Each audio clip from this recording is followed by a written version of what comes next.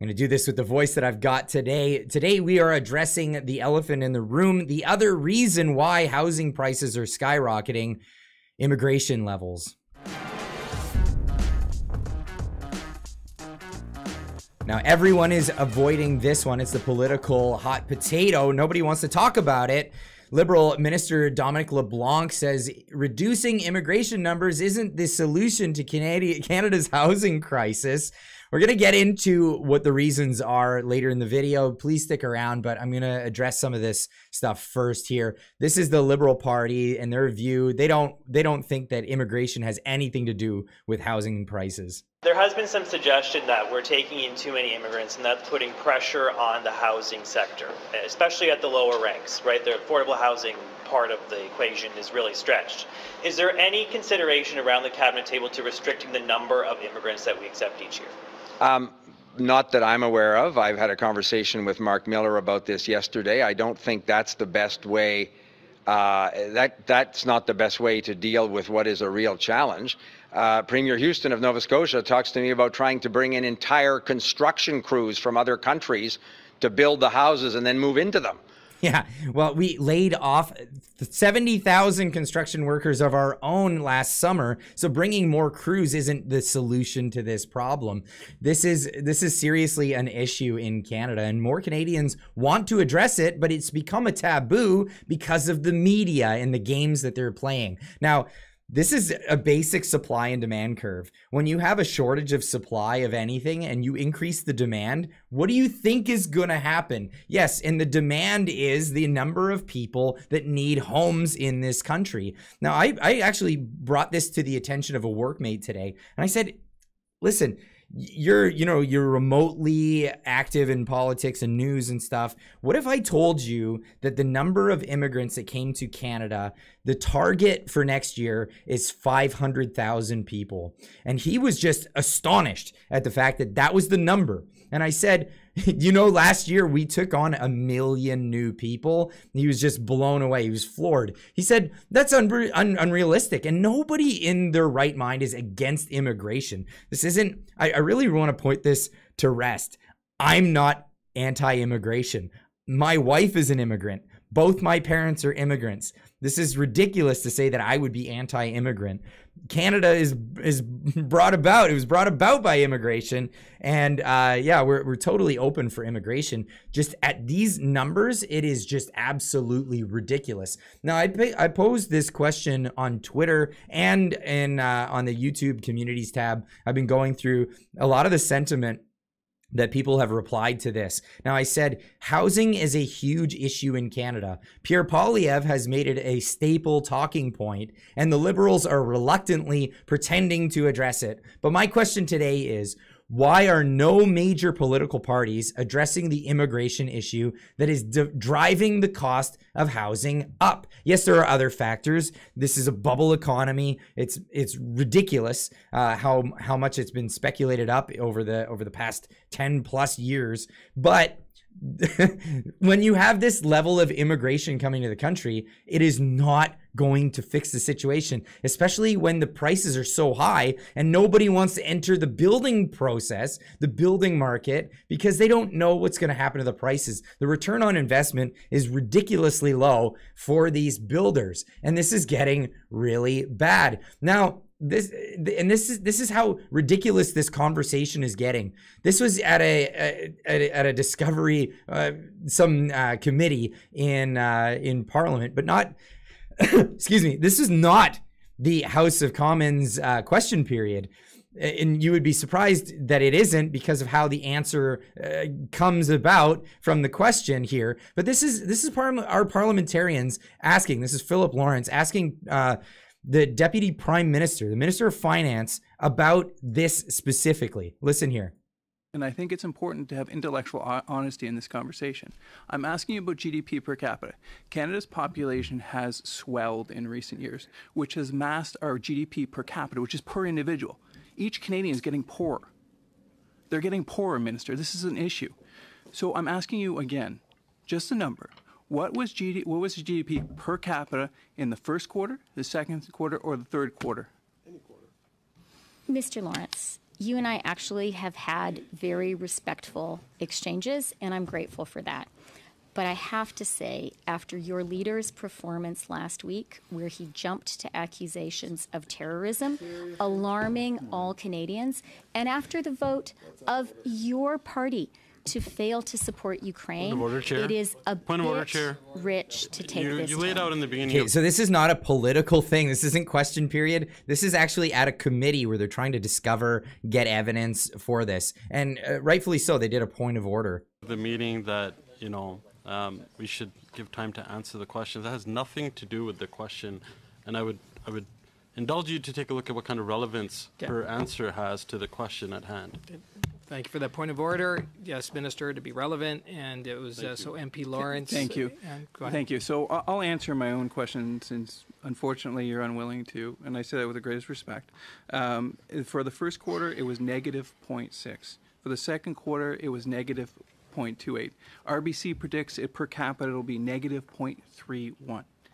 Canadians are getting poorer, Minister. We're getting in poorer. In the U.S., the average GDP per capita is about $80,000. In Canada, it's a little over $50,000. That's a $30,000 gap. That gap has never been bigger.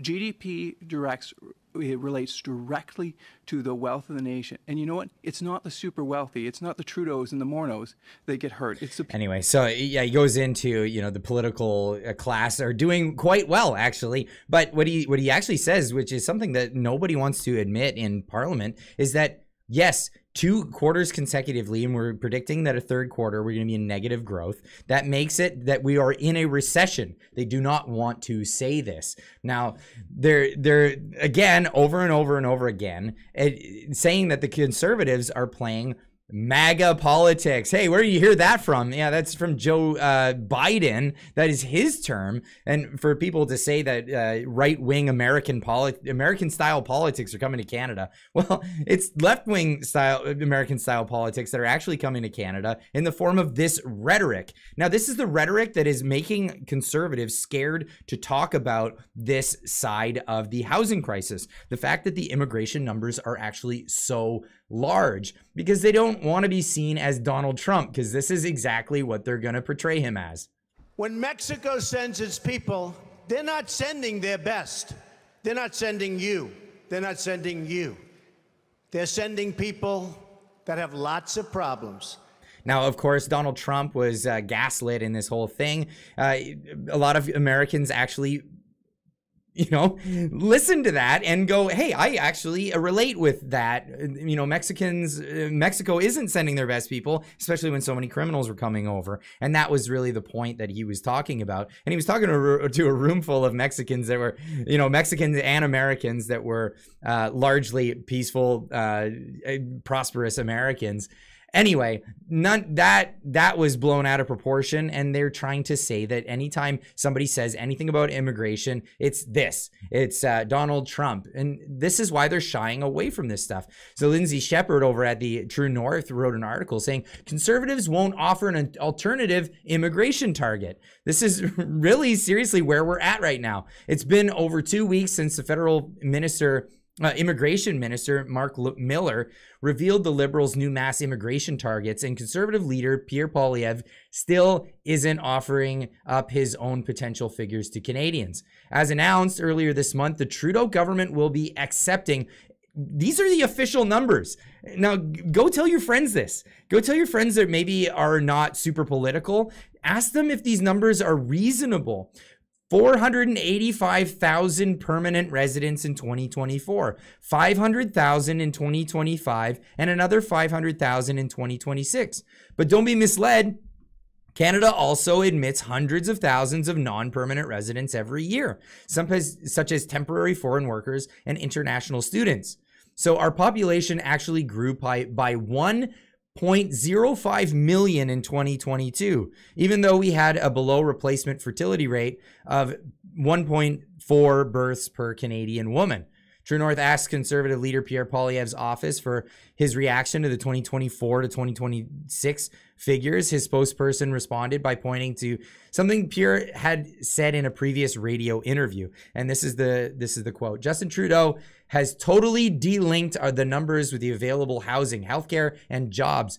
When I'm prime minister, I will bring a common sense formula that links the number of immigrants to the number of homes, jobs, and healthcare services that are available, Pierre Poilievre said. Now, more people want to hear specific stuff. Now, I went back. I had to go back to things that he previously had said. Now, he's not talking about this recently, but these are things that he did say. Here's 6 months ago, something that he mentioned talking about our immigration policies that are being put forward. The Prime Minister gleefully tells us about all the wonderful meetings he's having with mayors about housing and infrastructure. I don't really care about their meetings, Mr. Speaker, because the gatekeepers at municipal governments, the government that this Prime Minister is funding with billions of dollars, are blocking housing construction so that our immigrants, our working class, and our youth cannot get homes. Yes, Mr. Speaker, after 8 years of this Prime Minister, everything is broken. But instead of fixing the basics, he's focused on another grand utopian project, that of his friend Dominic Barton,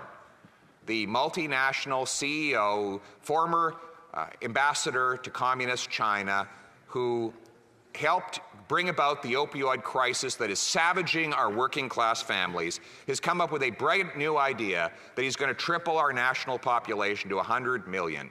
Mr. Speaker, we don't need any more utopian schemes from globe-trotting millionaires and multinational insiders. What we need is some common sense. Yeah. Did you hear that? Over 100 million. We're 40 million people in Canada. The government does not want to open up any of the Crown land for new developments. They're not talking about any of this stuff. They're talking about almost tripling our population to over 100 million people in Canada with no new land. We're talking about tiny amounts of building projects. Trudeau is bragging right now about 4,700 new single-family dwellings. 4,700 with the millions of people, new people that are coming to the country. Now, Pierre Poilievre, again, this is from 4 months ago. Pierre talking about a little bit about his common sense plan. I want to get back to common sense immigration. The numbers should be driven by the number of employers who have job vacancies that they cannot fill with Canadians, by the number of charities that want to sponsor refugees, and by the families that can reunite and support their loved ones here. Not by egotistical targets that are designed to give Justin Trudeau a vanity project. We need to get back to competent immigration. By the way, we need to expand housing construction. It's all well and good to think that you can increase the population by 1 million people in a year. But where are we going to house everybody? Yeah, I would like to hear more of this. This is the Pierre Poilievre that a lot of people were really excited about. But now he's not talking about this. And I think that it's largely because the media is silencing him on this subject.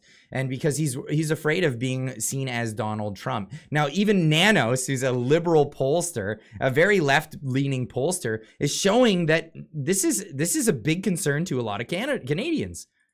You know, we asked a question. We basically prompted Canadians on whether we should be accepting more, fewer, or the same amount of immigrants.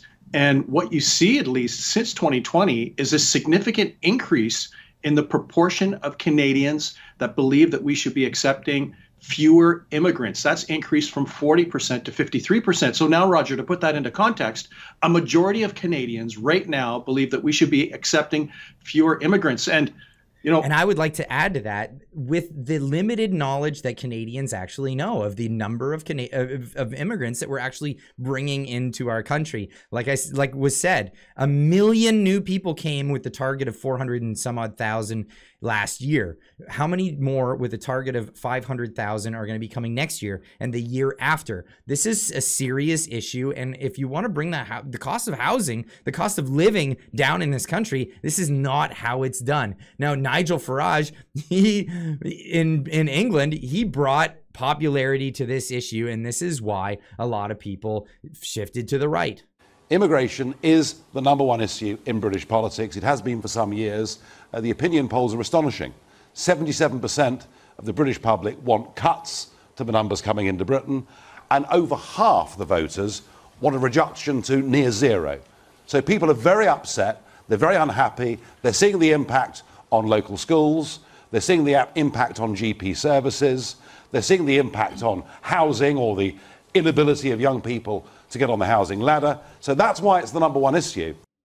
Absolutely. It's now the biggest issue, and it is largely a huge issue in Canada, and our political elite are not discussing this. Now, a lot of people are going to be screaming at the screen right now. Maxime Bernier is talking about this, and this is why I specifically said major political party. Maxime Bernier, you know, good luck with your politics, but the PPC is not anywhere near the majority of where Canadian voters are going to. I would love to see them do better, but they are largely not doing better, and it is really coming down to the Liberals versus the Conservative in this whole thing, and the Liberals and NDP together against the Conservatives. Now, I've always said this. Culture politics is downstream from culture. It's a Breitbart statement. This is very, very true, and it's until the populace starts talking about an issue that this is when the politicians will actually address it. So if enough people start talking about this, talk about this at the water cooler, talk about this to your colleagues, talk about this to everyone out there, and see what actual opinions are out there. Do people actually know that the goal is to bring in 500,000 new people, and likely we'll see 1 million new people every year for the foreseeable future until they get their goal of over 100 million population in Canada? Let me know what you think in the comment section down below. I'm going to rest my voice for the next video, and we'll see you then in that one. Keep on trucking.